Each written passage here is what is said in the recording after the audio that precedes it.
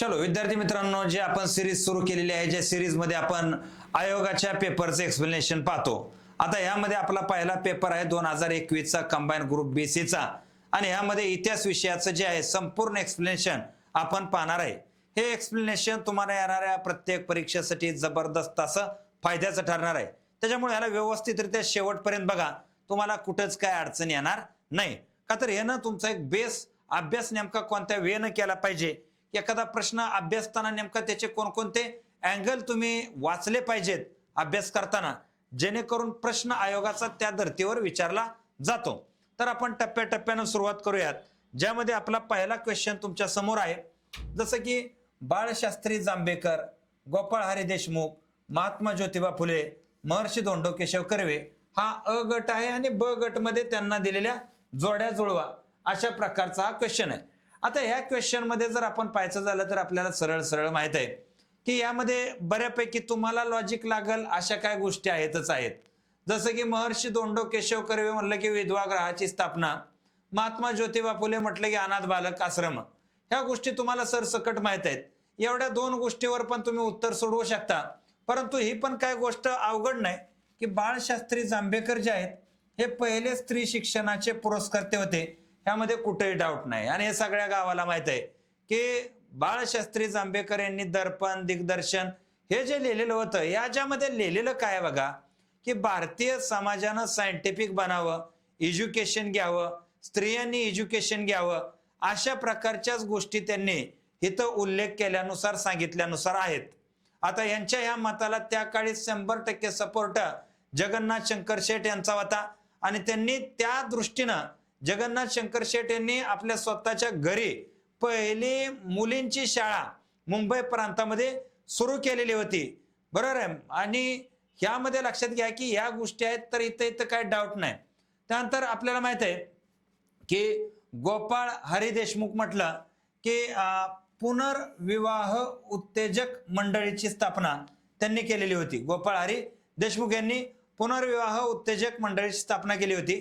इथं सरसकट जे क्वेश्चन आहेत ना, चारीच्या चारी हे स्त्री शिक्षण आणि स्त्री एम्पॉवरमेंट ह्याच्यावरतीच आधारित आहेत. आणि यावरती बाळशास्त्री जांभेकर, गोपाळ हरी देशमुख, महात्मा ज्योतिबा फुले, महर्षी धोंडो केशव कर्वे, पंडिता रमाबाई रानडे, त्याच्याबरोबर ताराबाई शिंदे, अशी भरपूर नाव, बाया कर्वे वगैरे ही नावं आहेत जे स्त्री शिक्षणासाठी सगळ्यात पहिल्यांदा यांनी पुढाकार घेतलेला होता. तदनंतर महात्मा ज्योतिबा फुले म्हटलं की अनाथ बालिकाश्रम, आणि धोंडो केशव कर्वे म्हटलं की विधवा गृहाची स्थापना. म्हणजे थोडक्यात काय की इथं दोन पर्याय जो आहे हा पर्याय इथं अचूक ठरतो. दुसरा पर्याय जो आहे हा पर्याय एकदम सही अचूक आहे. आणि या गोष्टी लक्षात घ्या की एखादे समाज सुधारक अभ्यासताना तुम्हाला त्यांनी केलेलं कोणतं जी कार्य, कोणत्याही संघटना आहेत ह्या लक्षात ठेवायच्यात, जे की आपण पाठ करतो, जन्मतारीख काय आहे, गाव कोणतं त्यांचं वगैरे वगैरे गोष्टीपेक्षा फोकसला ह्या गोष्टी असणं सध्याच्या पॅटर्न नुसार गरजेचं आहे. त्यानंतर आपल्या येणाऱ्या कालावधीसाठी MPSCच्या बॅचेस चालू आहेत. जे AMVI RTO ची तयारी करतायत अशा विद्यार्थ्यांसाठी सुद्धा आपली बॅच सुरू आहे. एकदम कमी लेक्चर मध्ये, एकदम या ठिकाणी प्रॉपर लेक्चर मध्ये आपण पूर्ण सिलेबस कव्हर केलेला आहे. उगाच एखाद्या विषयाला 100-125 लेक्चर टाकायचे आणि विद्यार्थ्याला कन्फ्यूज होईल असं करायचं, असं आपल्या बॅच मध्ये कधी सिस्टम असत नाही. कमीत कमी यामध्ये जास्तीत जास्त विद्यार्थ्यांना देण्याचा प्रयत्न आपल्या अकॅडमीचा सदैव आहे. तदनंतर नेक्स्ट क्वेश्चन आहे बघा, 1932 साली स्थापन झालेल्या भारतीय उद्योजकांची पहिली विमान कंपनी सुरू केली. आता हा क्वेश्चन मध्ये आपल्याला माहित आहे की हा क्वेश्चन आयोगानं कॅन्सल केलेला आहे. हा प्रश्न आयोगाचा कॅन्सल आहे, हा गोष्ट लक्षात घ्या. आता या काय कॅन्सल केला त्याचं कारण सांगतो तुम्हाला. इंडियन नॅशनल एअरवेज ही भारताची एक एअरलाइन्स कंपनीची स्थापना 1933 ची आहे. आणि एअरलाइन्स कंपनींना विमान कंपनी ह्यामध्ये एक फरक आहे. एअरलाइन्स म्हणजे वाहतूक सेवा देणारी, आणि विमान म्हणजे विमान तयार करणारी. तर विमान करणारी हिंदुस्तान एरोनॉटिकल लिमिटेड ही कंपनी होती भारतामध्ये. कोणती? हिंदुस्तान एरोनॉटिकल लिमिटेड, जी पुढे टाटा एअरवेज तिचं रूपांतरण त्याची एक सब ब्रँच म्हणून तिचं झालेलं होतं. म्हणजे टाटा एअरवेजची 1932 ची कंपनी आहे, पण ही पण विमान सेवा देणारी कंपनी होती. कोणती? विमान सेवा. भारतामध्ये इम्पिरियल एअरवेज ही ब्रिटिश कंपनी होती, भारतामध्ये काम करायची, पण ब्रिटिश कंपनी होती. आणि म्हणून कदाचित हिंदुस्तान एरोनॉटिकल लिमिटेड हे नाव नसल्यामुळं हा क्वेश्चन कॅन्सल केलेला असावा, असं आपण याचं लॉजिक लावू शकतो. तर हिंदुस्तान एरोनॉटिकल लिमिटेड ही टाटांच्याच यातून तयार झालेली एक कंपनी होती. तसा या ठिकाणी आपण पाहतो की ही जी कंपनी आहे एरोनॉटिकल लिमिटेड हे पुढे चालून भारत सरकारनं स्वतःच्या ताब्यात घेतलेली होती. असो, तर हे लक्षात ठेवा की इथं हे उत्तर नाही, म्हणून हा क्वेश्चन कदाचित आयोगानं कॅन्सल करण्याची शक्यता नाकारता येत नाही. पुढचा क्वेश्चन काय बा, देशाची खरी उन्नती व्हायची असेल तर प्रथम उन्नत धर्माचा प्रचार झाला पाहिजे. जोपर्यंत धर्म जागृती होत नाही तोपर्यंत खरे यश मिळणार नाही, असं कुणाचं मत होतं. तर हे मत कुणाचं आहे? तर इथं पर्याय दिले बघा, डॉक्टर राघव भंडारकर, न्यायमूर्ती रानडे, न्यायमूर्ती तेलंग आणि डॉक्टर आत्माराम पांडुरंग तरखडकर. आता ह्यामध्ये जर आपण पाहायचं झालं ना, तर आयोगानं हा पण प्रश्न कॅन्सल केलेला आहे. आता हा क्वेश्चन कॅन्सल करण्याचं प्रमुख कारण असं आहे बघा, हे जे मत आहे हे मत टोटल आपण पाहतो प्रार्थना समाजाचं होतं. हे एका व्यक्तीचं मत नव्हतं कोणत्याही. आणि प्रार्थना समाज म्हटलं तर इथं आपण ही सगळीच नावं जी आहेत, न्यायमूर्ती तेलंग वगळता ही 3 नावं आपण इथं ऍड करू शकलो असतो, परंतु असं काय इथं पर्यायामध्ये कुठंच दिसत नाही. का तर देशाची खरी उन्नती व्हायची असेल तर प्रथम उन्नत धर्माचा प्रचार झाला पाहिजे. का तर आपलं धर्म प्रचार हा धर्म प्रचारातच जर ढोंग असेल, का तर लोक जर सगळ्यात जास्त डोळं झाकून काय मानतात तर स्वतःची जात, स्वतःचा धर्म, बाकी गोष्टी त्यांना जर मानायला लावल्या तर तिथं ते चोखंदळ होतात हे खरं खोटं बघायला. पण धर्म जातीनं सांगितलेल्या गोष्टीवर आपण डोळे झाकून विश्वास ठेवणारा आपला देश आहे. आणि ह्या देशामध्ये काय बघा की इथं या लेवलमुळं आपण जे आहे ते बॅकफुटला आलो होतं असं यांचं मत होतं प्रार्थना समाजाचं. का तर रॉबर्ट क्लाय ज्यावेळेस हे फ्रेंचांबरोबर लढत होता भारतामध्ये, त्यावेळेस तो एक क्लर्क होता, परंतु त्याच्याकडे एक स्ट्रॅटर्जी होती. त्यावेळेस त्याला कोणी विचारलं नाही तो कुठल्या कॅटेगरीचा आहे, मग तुला 10वीत मार्क किती आहे ते, मग तुझं 12वीचं कसं झालं, बरोबर आहे ना, मग तू कोणाचं शिफारस पत्र आणलंय का, मग मंत्री कोण ओळखीचं आहे का, मग तरच तुला गव्हर्नर करतो. असलं थोतांडगिरी रॉबर्ट क्लायव्हर बरोबर झाली असते तर ब्रिटिश जिंकलंच नसतं. तसं या लोकांचं मत होतं की एकदम प्रॅक्टिकली अप्रोच या लोकांना द्या, कुणाचं? प्रार्थना समाजाचं. म्हणून इथं जे आहे तर इथं हे उत्तर इथं फिट बसत नाही, म्हणून हा क्वेश्चन कदाचित कॅन्सल आहे. पण एक्झॅक्ट या 2 लोक जे आहेत हे प्रार्थना समाजाची मेन लोक आहेत. आणि हे जर 2 पर्याय दिले असते अ आणि ड तर तरीही उत्तर योग्य मानायला हरकत नव्हती, परंतु आयोगानं तरी पण क्वेश्चन कॅन्सल केलेला आहे. असो, पुढच्या क्वेश्चनवर आपण येऊयात. नारायण मेघाजी लोखंडे यांनी कोणत्या वृत्तपत्रातून कामगारांच्या प्रश्नांना वाचा फोडली? नारायण लोखंडे तसं पाहिलं तर पुण्याचे, आणि पुण्याचे असताना महात्मा फुलेंचे जे सत्यशोधक समाज आहे त्याचे ते एक कट्टर नेते होते, मोठे नेते होते. आणि पुढे चालून मुंबईमध्ये ज्यावेळेस मिल कामगारांचा प्रश्न तयार झाला त्यावेळेस मिल्स अँड असोसिएशन नावाची स्थापना, कंपनी स्थापना म्हणजे कामगार संघटनेची स्थापना त्यांनी केलेली होती.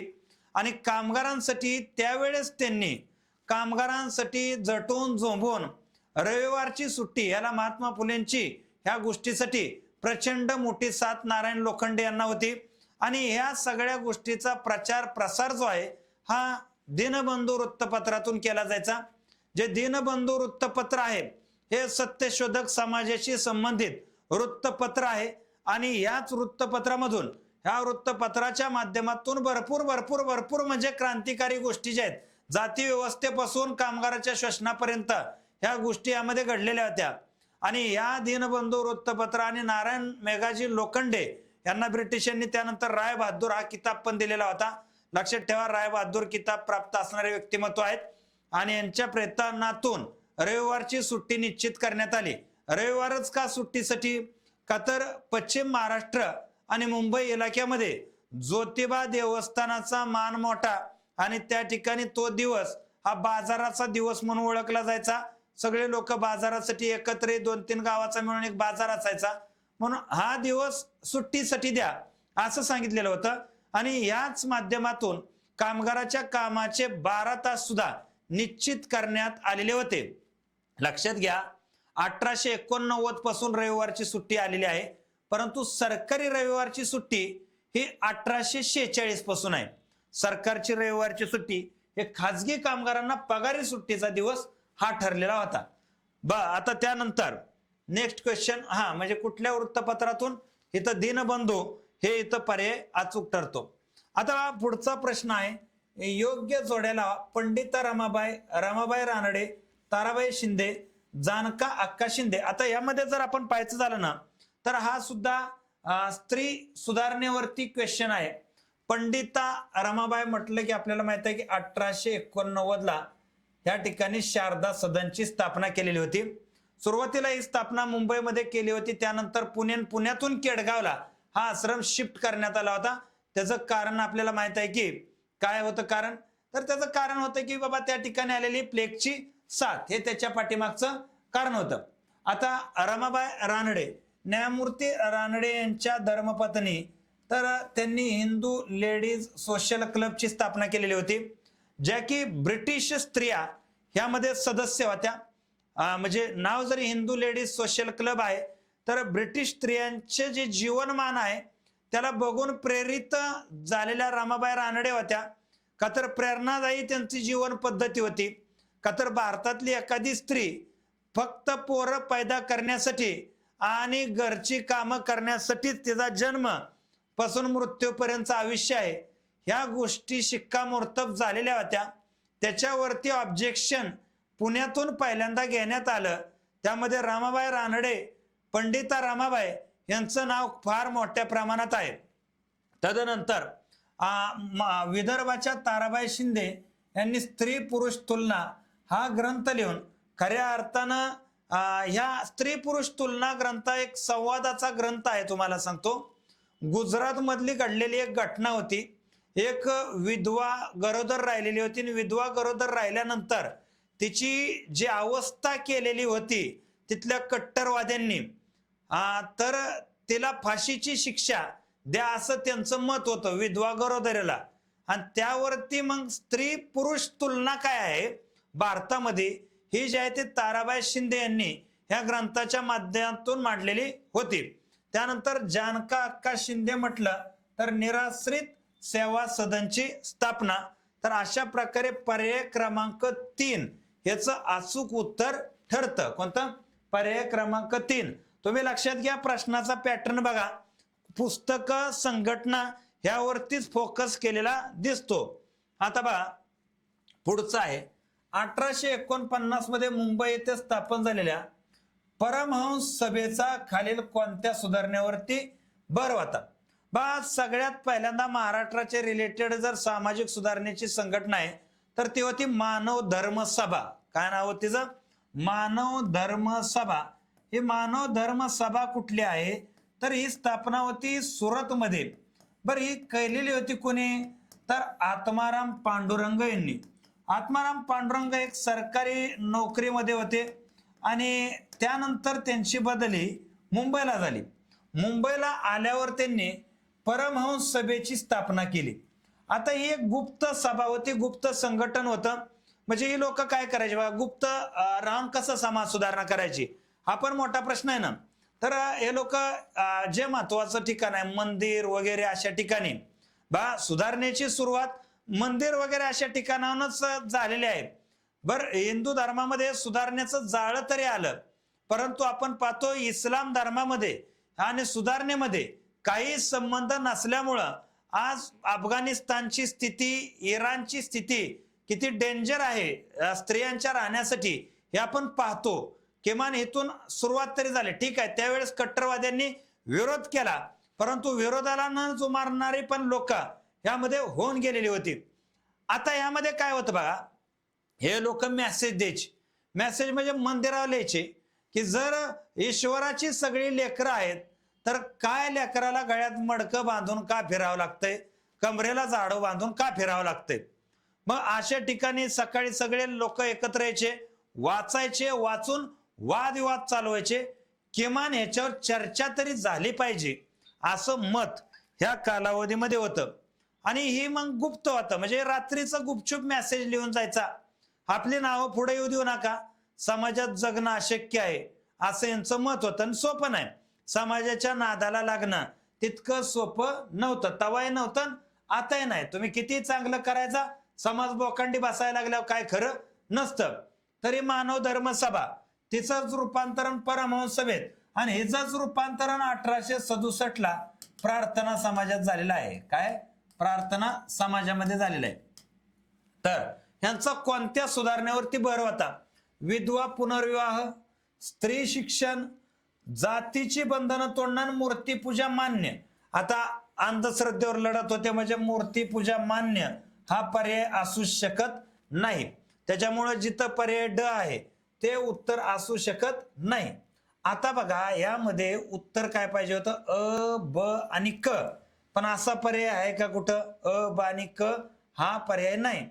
तर सगळ्यात हायलाइट काम यांनी नेमकं काय केलं होतं? सगळ्यात जास्त हायलाइट होणारं काम बघा, हे काय करायचे, दर रविवारी एकत्रित भोजनाचा कार्यक्रम आयोजित करायचे.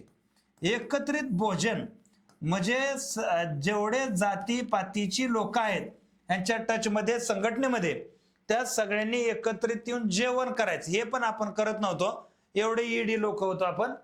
तर एकत्रित भोजन करण्याच्या पाठीमागं त्यांचा उद्देश होता जातीची बंधनं तोडणं. म्हणजे सगळ्यात पहिल्यांदा ही संघटना ओळखली गेलेली होती जातीची बंधनं तोडण्यासाठी. तशी पाहिली तर ब्राह्मो समाज जो बंगाल मधला होता त्याच्यापासून प्रेरणा घेऊन स्थापन झालेली संघटना होती, पण यांनी इथे पहिलं काम केलेलं होतं. आणि त्याच्यामुळं क पर्यायाचा जो पर्याय आहे तर ब आणि क येते, स्त्री शिक्षण जातीबंधन तोडणं. पण यामध्ये मग विधवा पुनर्विवाह, स्त्री शिक्षण हे एकच लेवलची समाज सुधारणा होती, म्हणून आयोगानं हा पर्याय दिलेला आहे फक्त क. म्हणजे आयोगानं देतानाच प्रश्न, पोराचा प्रश्न कसा चुकेल ह्या हिशोबाने विचारलेला आहे. प्रश्न कसा बरोबर येईल हा आयोगाचा कदाचित इथे येतो नसावा. त्यानंतरचा नेक्स्ट क्वेश्चन जर आपण पाहायचं झालं, भारतात कामगार वर्गाचा उदय आणि कामगारांच्या चळवळीविषयी योग्य जोड्या लावा. तो बघा 21 पासून जो पॅटर्न आहे तो पॅटर्न हाच आहे. सामाजिक सुधारणा, कामगार चळवळी, आदिवासी चळवळी, शेतकरी चळवळी ह्यावरती क्वेश्चन विचारले जात आहेत. आता नारायण लोखंडे, महात्मा गांधीजी, BP वाडिया, लाला लजपत राय, आता ह्यातलं आपल्याला सरळ सरळ माहित आहे. आता मागच एक प्रश्न झाला नारायण लोखंडे यांच्यावरती याच पेपरमध्ये. तर दिनबंधू वृत्तपत्रातून कामगारांचे प्रश्न मांडले. समजा हाच पर्याय एखाद्याला माहित आहे तरी पण तो उत्तरापर्यंत जाऊ शकते, तरी पण ह्या ठिकाणी तो उत्तरापर्यंत जाऊ शकते का? तर बऱ्यापैकी जाऊ शकतं. कशापैकी जाऊ शकतं? तर अ ला 4 पर्याय, ह्या ठिकाणी असणारा पर्याय कोणता आहे? हा एक पर्याय आहे, हा एक पर्याय. आता यामध्ये जर आपण पाहायचं झालं, ह्याच्या बरोबर सगळीकडे सारखं आपण वाचले, लाला लजपत राय हे ऑल इंडिया ट्रेड युनियन आयटकचे पहिले अध्यक्ष होते 1920 मध्ये. हे आपण लय पुस्तकातले लय वेळा वारंवार वाचलेलं आहे. हा, आता बाकीचं BP वाडिया तुम्ही वाचलेलं नाही, किंवा महात्मा गांधीजींचा अहमदाबाद टेक्सटाईल लेबर असोसिएशन ही संघटना होती, ह्याबद्दल पण तुम्हाला फारसं माहिती नाही. आता ह्यामध्ये जर आपण पाहायचं झालं तर ड साठी एक पर्याय असणारं उत्तर आणि क साठी, म्हणजे इथं पर्याय जो आहे हा एक बरोबर येतो. मग ह्या नात्यानं महात्मा गांधीजी म्हटलं की Ahmedabad steel textile labour association होतं, म्हणजे अहमदाबादचा सत्याग्रह स्थापन केला होता गांधीजींनी, त्यावेळेस ही संघटना तदनंतर काढलेली होती. आणि BP Wadia Madras labour union ह्या कामगार संघटनेची त्यांनी स्थापना केलेली होती. BP वाडिया हे मार्क्सवादी नेते होते. कोणते? मार्क्सवाद ह्याच्याशी प्रेरित झालेले नेते होते. आता पुढचा क्वेश्चन बघा, हे काय स्टेटमेंट दिलेले आहेत. आता स्टेटमेंट दिल्यानंतर विद्यार्थ्याला वाटतं प्रश्नाचं उत्तर असं आहे का असं आहे, बरोबर आहे ना. इथं पहिलं विद्यार्थ्याला पेपर बघितल्या कन्फ्युजन, का तर सुरुवात झाली अशा प्रश्नांची, त्यावेळेस लवकर ध्यानात येत नव्हतं, पण याची उत्तरं अशी असतात इकडून इकडं. आता हिंदुस्थानची लक्ष्मी दर्या पार हे कुणी लिहिलेलं आहे, तर आपल्या सगळ्याला माहित आहे की हिंदुस्थानची लक्ष्मी दर्यापार जावं लागलेली होती. हे हिंदुस्थानाच्या अर्थशास्त्राचा इतिहास लिहिताना म्हणजे हे स्टेटमेंट जे आहे ते म्हणजे लोकहितवादी गोपाळ हरी देशमुख म्हणजे लोकहितवादी आहेत, हे काय सांगायची गरज नाही तुम्हाला. त्यानंतर आर्थिक निस्वारणामुळे जगातील सर्वात समृद्ध भारत देशात दरिद्री बनवलं. आर्थिक निस्सारण ह्याच्यामुळं जगातील एक समृद्ध असा आपला देश होता, त्याला ब्रिटिशांनी दरिद्री बनवलं. हे स्टेटमेंट रमेशचंद्र दत्त यांचं आहे. हे स्टेटमेंट बऱ्यापैकी विद्यार्थ्यांच्या माहितीत नाही. आता हे माहिती आहे बघा, भारतीय आर्थिक शोषण हे खंडणीसारखं होतं. म्हणजे भारतात जे टॅक्स घेतले जातात हे खंडणीसारखे वसूल ब्रिटिशांनी केलेले आहेत, टॅक्सेशन सारखे वसूल केलेले नाहीत. हे जे मत होतं हे न्यायमूर्ती रानडेंचं होतं. आणि हाती तलवार धरून आपला व्यापाराची व्यवस्था लावण्याची वेळ आलेली आहे. हे जे आहे हे सर जॉर्ज ऑक्झेटन ह्या माजुरड्याचं म्हणणं होतं. कोणाचं? ह्या माजुरड्याचं म्हणणं असं होतं. आता लक्षात घ्या, या तिघांनी हिंदुस्थानची बाजू मांडलेली होती आणि सर जॉर्ज ऑक्झेटनं आपला व्यापार कसा वाढवावा हे कंपनीसाठी एक डायरेक्टिव्ह प्रिन्सिपल तयार केलेलं होतं. आणि त्यानं सांगितलं होतं की हे लोक जे आहेत हे लोक सहज ऐकणारातली लोक नाहीत, त्यामुळे हाती तलवार घेणं हेच या लोकांसाठी आवश्यक बाब आहे, असं याचं मत होतं. ह्यानंतर जर आपण पाहिलं की दादाबाई नौरोजींच्या मते टिंब हे निस्सारण होते, परंतु तेच जर भारतात गुंतवले तर मोठ्या प्रमाणात आर्थिक विकास पाहायला मिळाला असता. गाळलेल्या जागेपैकी खालील योग्य पर्याय कोणता? की टिंब हे निस्सारण होतं, हस्तउद्योग उत्पादन हे निस्सारण होतं, भारतीय चलन हे निस्सारण होतं, कापसाचे संपूर्ण उत्पादन हे निस्सारण होतं, का संभाव्य अधिशेष हे निस्सारण होतं. आता बऱ्याच जणांना संभाव्य अधिशेष काय प्रकार आहे हाच माहित नसतो. आता संभाव्य अधिशेष म्हणजे ज्याला आपण असं म्हणू शकतो, एक बजेटची रक्कम असते. म्हणजे एखाद्या देशाचा टॅक्स गोळा केल्यानंतर त्यातला किती टॅक्स त्या देशासाठी वापरला पाहिजे. म्हणजे थोडक्यात काय की तुम्ही तुमचं प्रॉफिट, तुमचा खर्च काढून, प्रॉफिटला पण एक मर्यादा असते ना बघा, गरजेला मर्यादा असती, स्वार्थाला मर्यादा नसती. दादाबाई नौरोजींनी जो ग्रंथ लिहिलेला होता की या ठिकाणी भारतीय ज्याला निस्सारण आपण म्हणतो, की खऱ्या अर्थानं भारतीय अर्थव्यवस्था कशा प्रकारे 17 स्वाऱ्या मोहम्मद गझनीनं केल्या तरी देश जेवढा लुटला गेला नव्हता एवढा ब्रिटिश 1 वर्षामध्ये हा देश लुटतात. आता यामध्ये त्यांनी लिहिलेलं होतं की संभाव्य अधिशेष जरी आपल्या देशामध्ये त्यांनी वापरला असताना तरी सुद्धा आपल्या देशाचा आर्थिक विकास पाहायला मिळालेला असता. आता यामध्ये जर आपण पाहतो की त्यासाठी त्यांनी ग्रंथ लिहिला बघा, the poverty un British rule in India. काय? Un British rule in India. ह्या ग्रंथामध्ये त्यांनी आर्थिक निस्सारणाचा सिद्धांत आहे हा ताकदीनं मांडला आणि त्यामध्ये संभाव्य अधिशेष याचा उल्लेख त्यांनी केलेला होता. बऱ्यापैकी म्हणजे 99% पोरांचं हे उत्तर चुकलं परीक्षेमध्ये. 99% पोरांचं उत्तर हे चुकलं. आणि या ठिकाणी आम्ही टीचिंग केलं होतं इथपर्यंत आम्हाला माहित होतं, पण संभाव्य अधिशेष ह्या शब्दाचा अर्थ माहित होता, पण डायरेक्ट हा शब्द आल्यामुळं यामध्ये आम्हीही कन्फ्यूज झालेलो होतो. त्यामुळे अशी उत्तरं काय सुटली आणि चुकली तरी लय वाईट वाटून घ्यायची गरज नाही.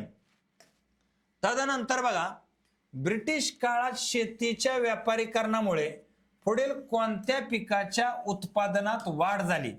आता बघा, ब्रिटिश व्यापारी भारतात आले, यामुळं भारतातील बऱ्याचशा पिकांना चांगलं डिमांड होतं. आता यामध्ये चहाला डिमांड होतं, पण चहा बरोबर जो गहू टाकला त्याच्यामुळे हा पर्याय नाही.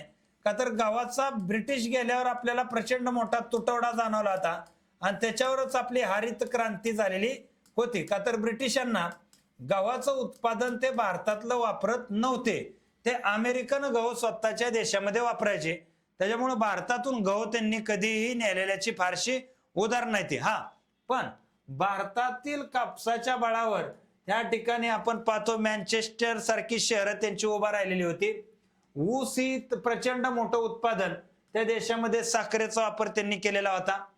ताग आहे, आपल्याला माहित आहे, तागावरनं बंगालवरती हुकूमत त्यांनी आणायचं कारणच ताग होतं. निळ उत्पादकाच तर आंदोलन झालेली आहे ती, का तर निळ लावायचं ब्रिटिशांनी कंपल्सरी केलेलं होतं. त्यानंतर पोर्तुगीज व्यापारी आपल्या तंबाखू आणि अफू ह्या गोष्टी घेऊन जायचे, परत ब्रिटिश पण त्या गोष्टी घेऊन जायला लागले. त्यामुळं पहिला पर्याय सोडला ना तर ब क ड हे तिन्हीच्या तिन्ही पर्याय इथं एकदम योग्य ठरतात. कोणते? ब क ड हे तिन्हीच्या तिन्ही पर्याय अत्यंत योग्य आहेत. पुढचा प्रश्न, पंडिता रमाबाईला ब्रिटिश सरकारने कोणता किताब दिलेला होता? आपल्याला माहिती आहे पंडिता रमाबाई यांना कैसरे हिंद हे असंच खेळ होतो परीक्षेत. कैसरे हिंद आणि हिंदू वेगळा हा किताब दिलेला होता 1916 मध्ये. आता यामध्ये आपल्याला माहिती आहे पंडिता रमाबाई यांचं काम प्रचंड मोठं होतं. 1881 ला हंटर कमिशन समोर साक्ष दिलेली होती. तदनंतर आपण पाहतो की आर्य महिला समाज आहे, त्याच्याबरोबर शारदा सदन आहे, मुक्ती सदन आहे, बातमी सदन आहे, सदानंद सदन आहे. अशा प्रकारे त्यांचे व्याप उद्योग एवढा मोठा होता की त्यांचं जे कॅम्पस होतं केडगावचं, हे जवळजवळ 100 एकराचं कॅम्पस होतं.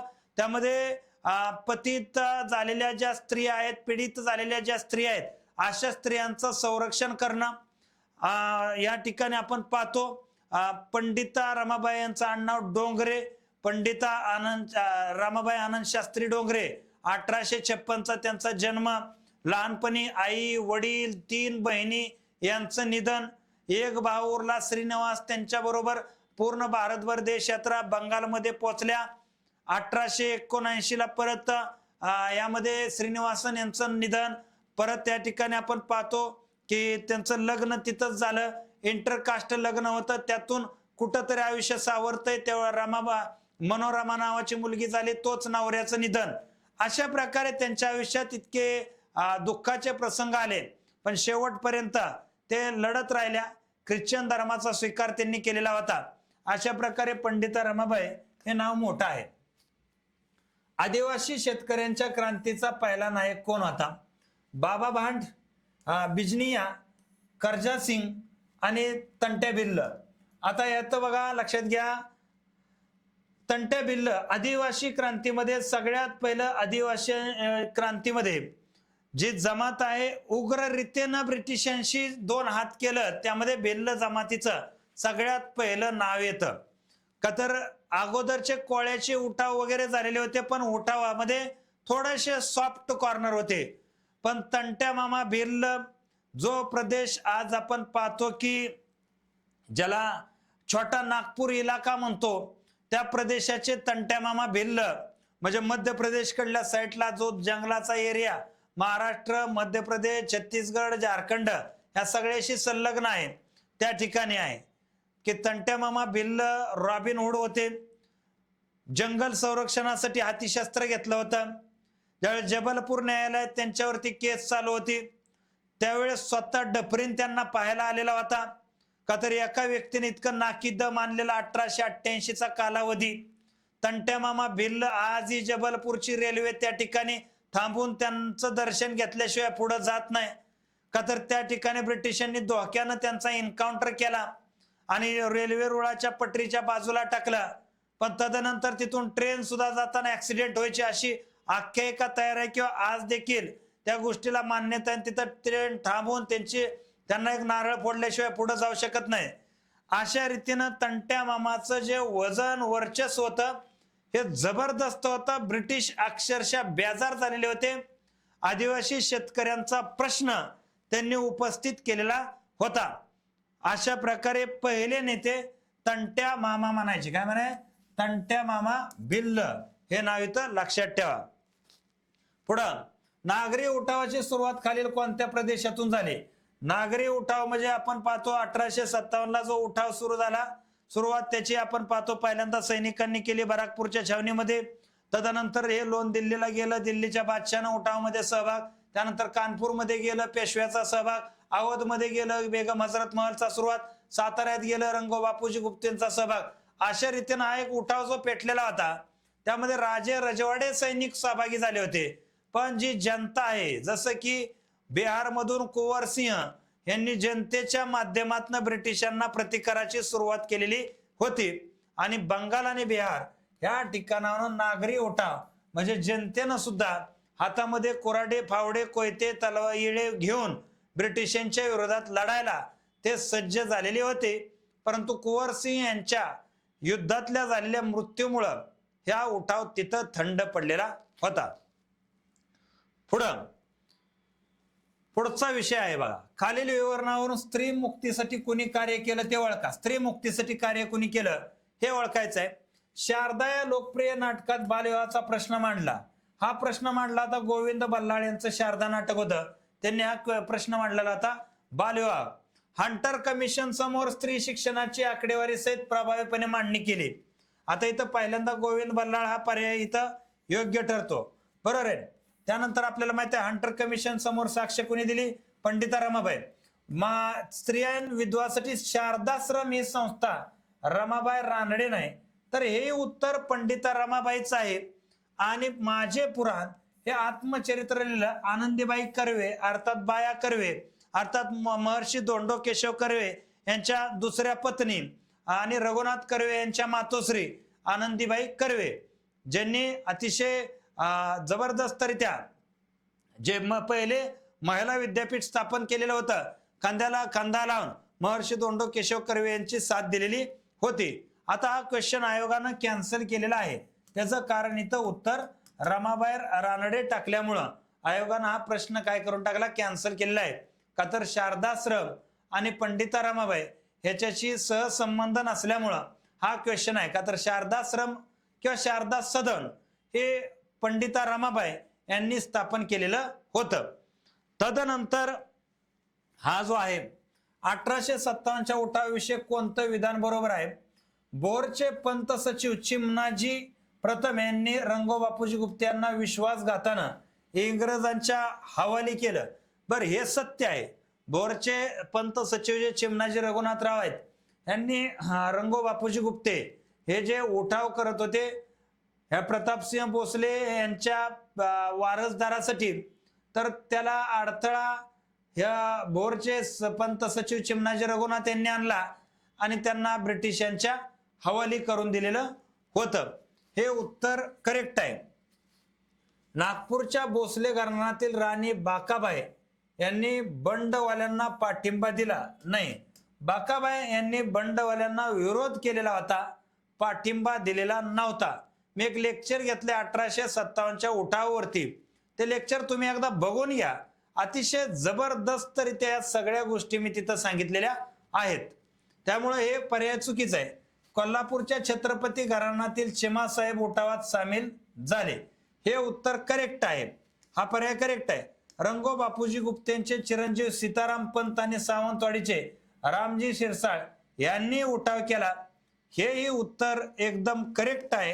अ क ड हा याचा योग्य असा पर्याय आहे. आणि अशा रीतीनं जर आपण पाहायचं झालं तर इथं आपले जे क्वेश्चन आहेत हे 15 क्वेश्चन इथं संपलेले आहेत. आणि हे 15 क्वेश्चन असेच आपण दैनंदिनरित्या दररोज संध्याकाळी 9 वाजता हे क्वेश्चन इथं तुमच्या समोर प्रेझेंट केले जातील, जेणेकरून तुम्हाला याचा प्रचंड मोठा फायदा येणाऱ्या परीक्षेला होईल. आणि बॅचेशी पहा, ज्यामध्ये अतिशय अचूक योग्यरित्या विद्यार्थ्यांना शिकवलेला आहे. बॅचच्या बाहेर एक शब्द करायची गरज आपण इथं ठेवलेली नाही. तर ही माहिती तुम्हाला चांगली वाटली चॅनल नक्की सबस्क्राईब करा, विद्यार्थ्यांपर्यंत पोहोचवा आणि या ठिकाणी मी थांबतो. जय हिंद, जय महाराष्ट्र.